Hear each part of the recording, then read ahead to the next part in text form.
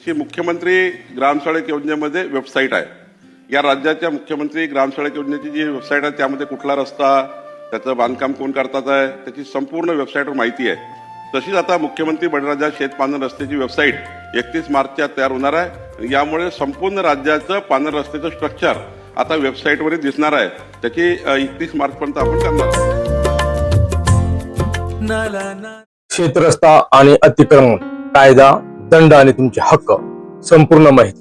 नमस्कार शेतकरी मित्रांनो, आपल्या ग्रामीण भागात रस्ता हा सर्वात संवेदनशील विषय असतो. शेतात जाण्यासाठी रस्ता नाही म्हणून वर्षानुवर्ष वाद चालतात. कधी कधी तर पिढ्यानपिढ्या भांडणं होतात. पण तुम्हाला माहित आहे का, महाराष्ट्र जमीन महसूल अधिनियमानुसार कोणत्याही शेतकऱ्याचा रस्ता अडवणे हा कायदेशीर गुन्हा आहे आणि यासाठी कडक दंडाची तरतूद आहे. आजच्या व्हिडिओमध्ये आपण पाहणार आहोत शेत रस्त्याचा कायदा काय सांगतो, रस्ता अडवल्यास किती दंड होतो, नवीन रस्ता हवा असल्यास अर्ज कुठे आणि कसा करायचा, तहसीलदारांचे अधिकार काय आहेत. हा व्हिडिओ शेवटपर्यंत पहा, कारण अर्ध्या ज्ञानामुळे तुमचे नुकसान होऊ शकते. त्याच्यात पाहूया नंबर 1 मध्ये कायदेशीर तरतूद. महाराष्ट्र जमीन महसूल अधिनियम 1966 म्हणजे कलम 143 शेत रस्त्याबाबत सर्वात महत्वाचा कायदा म्हणजे महाराष्ट्र जमीन महसूल अधिनियम 1966 मधील कलम 143. या कलमानुसार जर एखाद्या शेतकऱ्याला आपल्या शेतात जाण्यासाठी आजूबाजूच्या शेतकऱ्यांच्या बांधावरून किंवा हद्दीवरून रस्ता हवा असेल तर तो तहसीलदार साहेबाकडे अर्ज करू शकतो. कायद्याने प्रत्येक जमिनीच्या तुकड्याला रस्त्याचा हक्क दिला आहे. कोणीही तुम्हाला तुमच्या शेतात जाण्यापासून रोखू शकत नाही.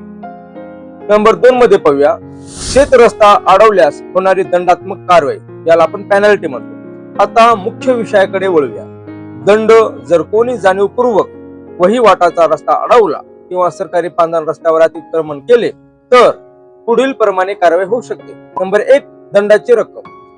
अलीकडील सुधारणानुसार रस्ता अडवल्यास किंवा अतिक्रमण केल्यास प्रशासनाकडून 5,000 ते 50,000 रुपयापर्यंत दंड आकारला जाऊ शकतो. नंबर 2 दैनंदिन दंड.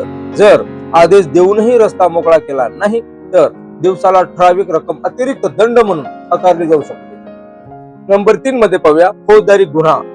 जर रस्त्याच्या वादातून मारामारी किंवा अडवणूक झाली तर भारतीय न्याय संहितेच्या म्हणजेच पूर्वीचा IPC कलमानुसार पोलीस कारवाई देखील होऊ शकते. 4 मध्ये पाहूया नवीन शेत रस्त्यासाठी अर्ज कसा करावा, स्टेप बाय स्टेप प्रोसेस. जर तुम्हाला रस्ता हवा असेल तर घाबरून न जाता कायदेशीर मार्गाचा अवलंब करा. कोणाकडे अर्ज करावा?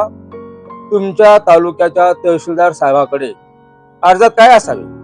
तुमच्या जमिनीचा गट नंबर, ज्याच्या शेतातून रस्ता हवा आहे त्यांचा गट नंबर आणि नकाशा, पंचनामा. अर्ज केल्यावर तहसीलदार, मंडळ अधिकारी म्हणजे सर्कल ऑफिसर किंवा तलाठी यांना जागेवर जाऊन पंचनामा करण्याचे आदेश देतात. सुनावणी. दोन्ही बाजूच्या शेतकऱ्याचे म्हणणे ऐकून घेतले जाते. निकाल. जर खरंच रस्त्याची गरज असेल तर तहसीलदार 8 फूट रुंदीचा किंवा गरजेनुसार रस्ता मंजूर करू शकतात. 5व्या मध्ये पाहूया आवश्यक कागदपत्रे, डॉक्युमेंट्स रिक्वायरमेंट. नंबर 1 चालू वर्षाचा 7/12 उतारा आणि 8चा उतारा. नंबर 2 शेतीचा कच्चा नकाशा, ज्याला आपण नकल म्हणतो. नंबर 3 ज्याच्या हद्दीतून रस्ता हवा आहे त्यांचे नावे आणि गट नंबर. नंबर 4 रस्ता का हवा आहे याचे ठोस कारण. 6 मध्ये पाहूया आपण पांढरा रस्ता आणि अतिक्रमण, इनक्रॉचमेंट. बऱ्याच गावामध्ये जुने पांढर रस्ते असतात पण आजूबाजूच्या शेतकऱ्यांनी ते कोरून आपल्या शेतात मिसळलेले असतात. हे पूर्णपणे बेकायदेशीर आहे. गाव नकाशा. गावाच्या नकाशावर जर रस्ता असेल तर तो रस्ता मोकळा करून देणे ही सरकारची जबाबदारी आहे. प्रशासन. अशा वेळी तहसीलदार पब्लिक युटिलिटी अंतर्गत स्वतःहून अतिक्रमण काढू शकतात आणि त्याचा खर्च अतिक्रमण करणाऱ्याकडूनच वसूल केला जातो. 7 आणि शेवटी पाहूया महत्वाच्या टिप्स आणि सावधगिरी. मित्रांनो, रस्ता मागताना काही गोष्टी लक्षात ठेवा. शक्यतो सामंजस्याने आणि चर्चेने प्रश्न सोडवण्याचा प्रयत्न करा. जर रस्ता मिळवण्यासाठी बांधाचा वापर करत असाल तर समोरच्या शेतकऱ्याचे किमान नुकसान होईल याची काळजी घ्या. सरकारी नकाशावर रस्ता असेल तर तो तुम्हाला हक्काने मिळतोच, पण खाजगी बांधावरून रस्ता घेताना वहिवाट सिद्ध करावी लागते. तर शेतकरी मित्रांनो, रस्ता हा तुमच्या शेतीचा विकास करण्यासाठी अत्यंत महत्वाचा आहे. कायदा तुमच्या बाजूने आहे, फक्त तुम्हाला योग्य प्रक्रियेची माहिती हवी. जर तुम्हाला व्हिडिओ माहितीपूर्ण वाटला असेल तर आपल्या इतर शेतकरी बांधवांसोबत हा व्हिडिओ नक्की शेअर करा.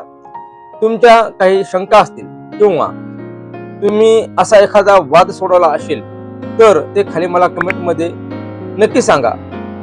शेतीविषयक अशाच कायदेशीर आणि तांत्रिक माहितीसाठी आपल्या शिवम कृषी टेक चॅनलला सबस्क्राईब करायला विसरू नका. धन्यवाद. जय जवान जय किसान. भेटूया पुढील व्हिडिओ मध्ये. तोपर्यंत राम राम.